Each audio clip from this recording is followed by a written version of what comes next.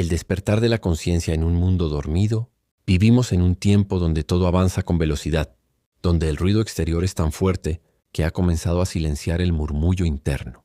Nos hemos acostumbrado a vivir anestesiados, ocupando el tiempo con tareas urgentes pero no importantes, llenando la mente con información que no transforma y atrapando el alma en rutinas que no nutren. Sin embargo, en medio del caos cotidiano hay momentos de quiebre, momentos en los que algo dentro de nosotros se sacude, una pequeña chispa, una incomodidad que nos llama a detenernos, a preguntarnos si esta vida que llevamos es realmente nuestra o simplemente la consecuencia de no habernos detenido a elegir. Ese llamado sutil, esa voz que se resiste a morir ahogada por lo inmediato, es la conciencia que empieza a despertar. La filosofía, desde sus orígenes, fue precisamente ese arte de despertar. No es un lujo para intelectuales o un pasatiempo para mentes aburridas. Es la disciplina de los que se atreven a vivir despiertos. Es el coraje de pensar más allá de lo evidente, de buscar la verdad aun cuando duela, y de reconocer que solo quien se conoce puede realmente elegir. Vivir sin filosofía es como caminar dormido por un bosque lleno de abismos. Solo cuando reflexionamos sobre quiénes somos, por qué sentimos lo que sentimos y hacia dónde vamos, podemos comenzar a vivir una vida que tenga dirección, profundidad y sentido. La fragilidad humana y el misterio del yo. El ser humano es una criatura rota y maravillosa al mismo tiempo. Desde su nacimiento, está expuesto a heridas, carencias, pérdidas y deseos que rara vez se cumplen como se espera. Esta fragilidad no es un defecto, es parte esencial de nuestra condición. Sin embargo, en lugar de abrazarla, solemos esconderla.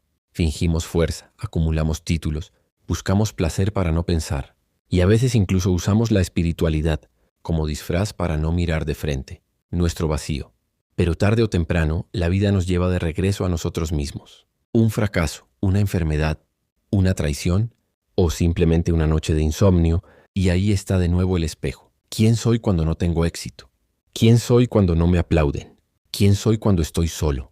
Estas preguntas pueden parecer incómodas, pero son las únicas que realmente importan, porque el verdadero viaje humano no es hacia afuera sino hacia adentro, y solo cuando nos atrevemos a mirar en esa dirección, comienza el trabajo más importante de todos: conocerse, aceptarse y transformarse. La psicología, cuando no se reduce a técnicas y diagnósticos, es el arte de acompañar a una persona en ese viaje hacia sí misma. Es el arte de deshacer los nudos del alma, de entender las heridas sin juzgar y demostrar que incluso lo roto puede tener belleza. La filosofía, por su parte, nos da el mapa. Nos recuerda que no somos los primeros en preguntarnos por el sentido y que en cada página antigua hay una pista que puede iluminar el presente. El sufrimiento como maestro silencioso. Nadie quiere sufrir, pero todos sufrimos. El dolor es el gran igualador. No distingue entre ricos y pobres, sabios o ignorantes. Llega, a veces sin avisar, y nos arrastra al fondo de nuestra propia existencia. Y aunque nuestro primer impulso sea escapar, taparlo, olvidarlo, hay algo en el sufrimiento que transforma. Porque cuando todo lo exterior se cae, lo único que queda es lo esencial. Y ese momento, aunque terrible, es también una puerta. La filosofía antigua enseñaba que no hay sabiduría sin sufrimiento. Los estoicos, por ejemplo, no buscaban evitar el dolor, sino aprender a caminar dentro de él sin romperse. Veían el sufrimiento como una oportunidad para ejercitar la virtud, para fortalecer el carácter y para reconocer qué es lo que verdaderamente importa. La psicología más profunda también lo reconoce, no como una apología del dolor, sino como una aceptación lúcida de que el alma humana necesita tocar fondo a veces para saber quién es. Desde el humanismo, esa visión que pone al ser humano en el centro, el sufrimiento no es una maldición, sino un momento de revelación. Nos permite ver cuán vulnerables somos, pero también cuán resilientes podemos llegar a ser. Y en ese misterio de caer y levantarse se esconde el verdadero poder humano. La soledad como espejo del alma. Pocas experiencias son tan temidas y, al mismo tiempo, tan necesarias como la soledad. En un mundo hiperconectado, donde basta un clic para llenar el silencio con voces ajenas, la soledad se ha convertido en una especie de amenaza invisible. Huimos de ella con música, redes sociales, compromisos innecesarios, pero el alma sabe que tarde o temprano habrá un momento en el que nadie más estará y tendremos que escucharnos. La soledad es una escuela incómoda pero profunda. En ella se revelan nuestras carencias, nuestros miedos, nuestros recuerdos olvidados, pero también es en ella donde se fraguan las grandes decisiones, donde nace la creatividad verdadera y donde el espíritu humano encuentra su voz. La filosofía no solo aceptó la soledad, sino que la buscó. Los sabios antiguos sabían que solo quien ha aprendido a estar consigo mismo puede estar realmente con los demás. Y la psicología, especialmente en sus formas más humanistas, reconoce que el autoconocimiento profundo solo puede nacer cuando dejamos de huir de nuestra propia presencia. No se trata de ensalzar la soledad como un ideal, sino de comprender que no todo silencio es vacío y que hay batallas que solo se ganan cuando aprendemos a habitar nuestros propios pensamientos. La soledad no es enemiga del alma, sino su espejo más sincero, y al mirarnos en él podemos descubrir tanto nuestras sombras como nuestras luces. La voluntad como arquitectura del destino. En el fondo de cada ser humano hay una fuerza silenciosa, invisible, muchas veces ignorada, pero capaz de mover montañas interiores. Esa fuerza es la voluntad. No se trata del deseo momentáneo ni de la motivación superficial, que se desvanece con los fracasos. Se trata de la decisión profunda, del compromiso con uno mismo, de la determinación de no rendirse aunque todo parezca perdido. La voluntad es el arte de sostenerse cuando nadie más cree. Es el músculo invisible que se entrena en cada decisión difícil, en cada paso dado sin garantías. La filosofía desde tiempos antiguos ha ensalzado la voluntad como una de las mayores virtudes. Schopenhauer la veía como el núcleo del ser, Nietzsche como el impulso para superarse, y los estoicos como la clave para mantener la dignidad ante el dolor. En psicología, la voluntad es la clave de la autorregulación, de la capacidad para posponer gratificaciones, de resistir tentaciones y de trazar un proyecto de vida que tenga coherencia. En el humanismo, la voluntad se une al sentido, porque no basta con querer, hay que querer algo que valga la pena. El ser humano no es una hoja al viento, aunque lo haya creído por momentos. Tiene dentro de sí el poder de decir sí o no, de elegir lo justo, de luchar por lo bueno. Y aunque la vida no siempre premie con resultados visibles, el simple hecho de sostenerse ya es un triunfo, porque la voluntad no siempre transforma el mundo externo, pero siempre transforma al ser humano que la ejerce. El tiempo como escenario de la libertad. El tiempo es quizás el recurso más injustamente desperdiciado por el ser humano moderno. Vivimos atrapados entre el pasado que no podemos cambiar y el futuro que no podemos controlar, olvidando que el único lugar donde podemos actuar es el ahora. La conciencia del tiempo no debería angustiarnos, sino despertarnos, porque cada segundo es una oportunidad irrepetible para vivir con intención. La filosofía existencial nos recuerda que no hay tiempo neutro. Todo lo que no se vive con profundidad se desperdicia. El tiempo no es algo que tenemos, es algo que somos. Es la medida de nuestra atención, de nuestra entrega, de nuestra presencia. Y en ese sentido, el tiempo se convierte en el escenario donde se manifiesta nuestra libertad. La psicología humanista, especialmente en autores como Viktor Frankl, mostró que incluso en las condiciones más extremas, el ser humano puede elegir su actitud.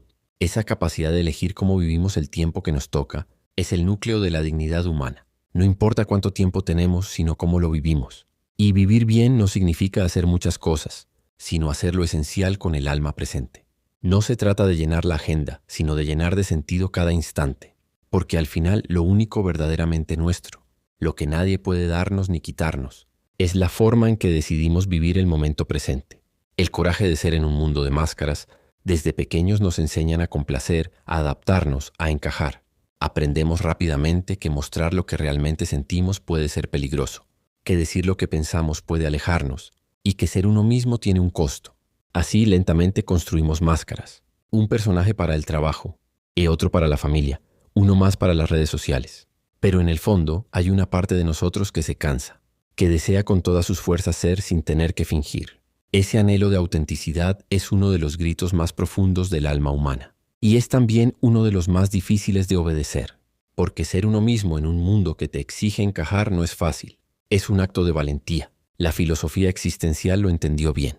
Autores como Kierkegaard y Sartre hablaron del peso de la libertad, del vértigo de elegir el propio camino y del costo de ser auténtico. En psicología, Carl Rogers dedicó su vida a entender cómo una persona puede llegar a ser ella misma, sin máscaras, sin mecanismos de defensa, sin miedo. Y desde el humanismo se nos recuerda que toda persona tiene en su interior una tendencia natural hacia la autorrealización. Pero esa tendencia solo florece cuando hay espacio para la verdad. No hay motivación más poderosa que vivir una vida que se sienta propia, porque cuando uno se atreve a ser, todo cambia. Las relaciones se vuelven más sinceras, el trabajo adquiere otro sentido, y la vida entera deja de ser una representación para convertirse en un acto de presencia. El coraje de ser es, en última instancia, el acto más radical de libertad. El ser humano ha intentado comprender su lugar en el universo desde el instante en que fue consciente de sí mismo. La pregunta por el sentido, por el propósito, por el rumbo de su vida, lo ha acompañado como una sombra inseparable. Y no es casualidad que a lo largo de los siglos hayan emergido grandes pensadores, filósofos, poetas y científicos que buscaron arrojar luz sobre la condición humana. Pero detrás de cada tratado, de cada sistema, de cada teoría, se encuentra una inquietud profundamente humana, una necesidad existencial de entender para qué estamos aquí y cómo debemos vivir. Este guión se propone explorar ese abismo que nos llama desde dentro, ese vacío que no busca llenarse con respuestas simples, sino con una mirada sincera hacia lo que somos. En lo más profundo de nuestro ser habita una voz que no se silencia con logros ni se sacia con placeres. Es la voz del alma, que clama por autenticidad, por coherencia, por una vida que no sea solo sobrevivencia, sino existencia plena.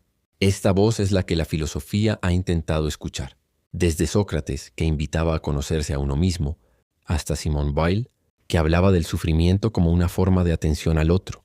La filosofía ha sido el arte de detenerse, de mirar hacia adentro, de preguntarse con radicalidad quién soy y cómo debo vivir. Pero si la filosofía es introspección, la psicología es el espejo donde esa introspección se vuelve técnica, donde las heridas del alma se analizan con lenguaje clínico y se nombran con precisión. Sin embargo, no hay distancia real entre la filosofía auténtica y la psicología profunda. Ambas beben de la misma fuente, la experiencia humana. Ambas buscan comprender las raíces del sufrimiento, el origen del deseo, las trampas del pensamiento, los laberintos de la identidad. La motivación en este contexto no es una fórmula mágica ni un grito de entusiasmo artificial, sino una chispa que surge cuando comprendemos que estamos llamados a vivir con dignidad, incluso en medio de las ruinas. El humanismo como legado y como camino nos recuerda que el ser humano no es un medio sino un fin, que cada vida tiene un valor irreductible, no por lo que produce, sino por lo que es, y que nuestra misión en este mundo no es competir por reconocimiento ni huir del dolor, sino abrazar la experiencia humana con toda su complejidad, su belleza trágica, su profunda ambigüedad. Ser humano es aprender a resistir, a esperar, a caer y volver a levantarse. Es comprender que el otro también sufre, que también busca sentido, que también está perdido a veces y necesita una palabra, una mano, una mirada. Una filosofía encarnada, una psicología con alma, una motivación con raíces y un humanismo sin concesiones.